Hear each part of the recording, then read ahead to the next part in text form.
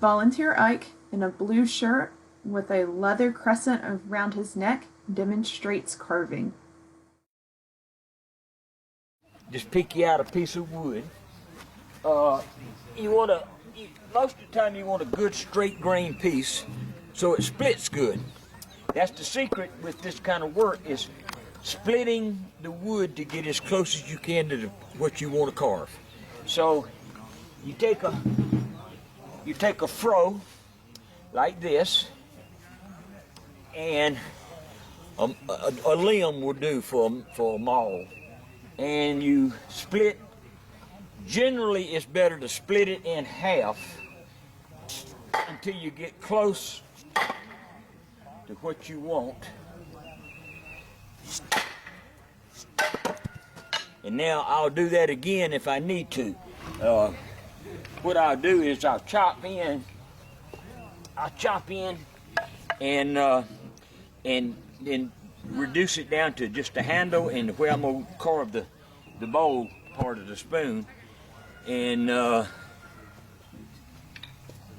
then I'll chop it out on this shaving horse, or actually on the chopping block, and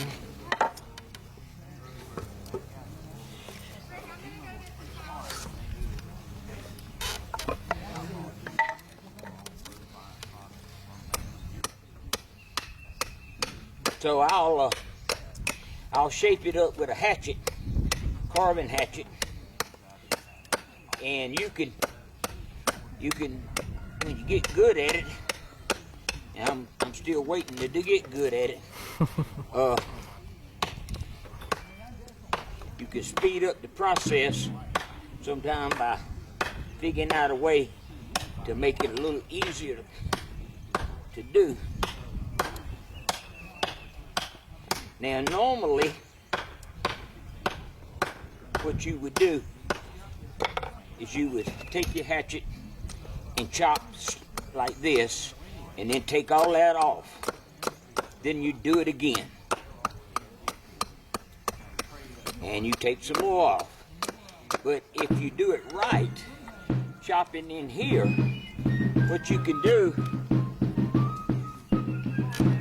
is take your hatchet and read the grain up,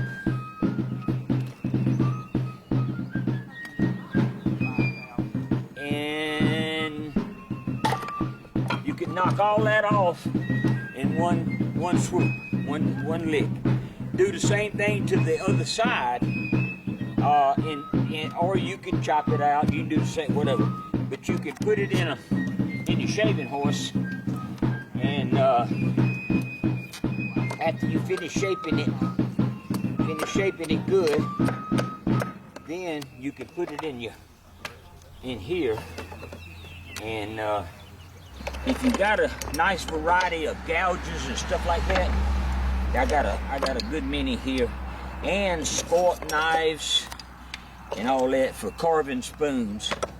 All these are really good, and palm gouges, and you can carve these things out of pretty good with this type of thing. Okay, a shaving horse is a vice-like tool for holding your work for you while you use two hands to do this. And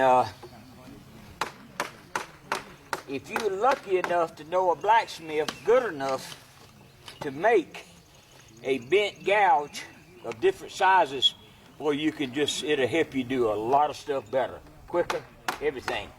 And a mallet doesn't matter. You can use a limb off a tree. Of course, we like to make pretty ones sometimes. But this is the way you go about carving it. And you just keep doing this until you get the bowl. Now, especially if your wood is fresh cut, it's probably going to be a little easier to carve. So you can just use good old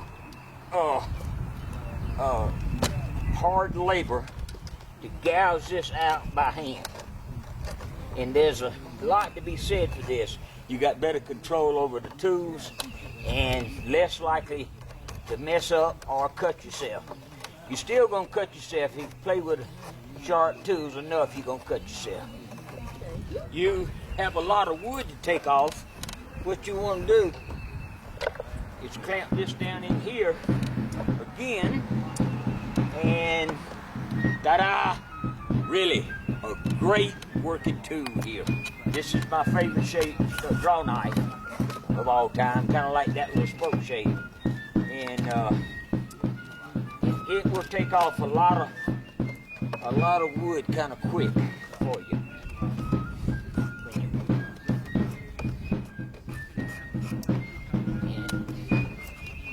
And you want to be careful with this tool also. It will hurt you, cut you. So when you're not using it, you want to put it where it can't. I got a small one and a pretty good size one here. These were handmade by blacksmiths, and the process for mass production of steel didn't come along to the 1850s. Bessemer invented the process for that. But this is one of those that were made before that, and you can see where the steel piece was welded onto the iron piece. And if you wore that out, you go to the blacksmith, he'd just make you another piece to go on here, weld it on, and back to work. Like before the 1850s, when you said steel began to be mass produced, would finding a tool like this be very challenging, or would your average citizen back then? Well, there were a lot of good blacksmiths around. Mm-hmm. I mean, they named the place Valley Forge because of it, didn't they? Yeah, I think there were every area had a blacksmith, at least one. So yeah, you may have to wait. You might have to barter with him. All kinds of things. See, I would probably make his family bowls, wooden bowls and spoons and stuff that they could use, and he would make me the tool. Well, you have to make the tool first, then I'll make the pieces or whatever. But yeah, there was a lot of barter back then, and a lot of trade. That's how we got started. And I got this tool 50 years ago by doing some work for an antique dealer, and he wanted to trade. And when I got this tool, it's a Spokeshave, and it's a wonderful little tool. It's probably my favorite, unless it's one my dad and granddad had.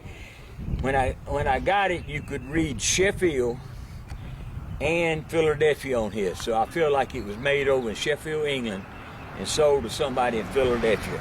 And it is just a wonderful little tool.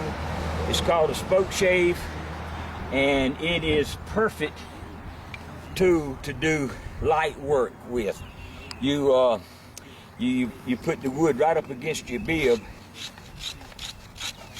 and you can use one hand to operate a two-handed Spokeshave, and it is just wonderful. This is a great little tool.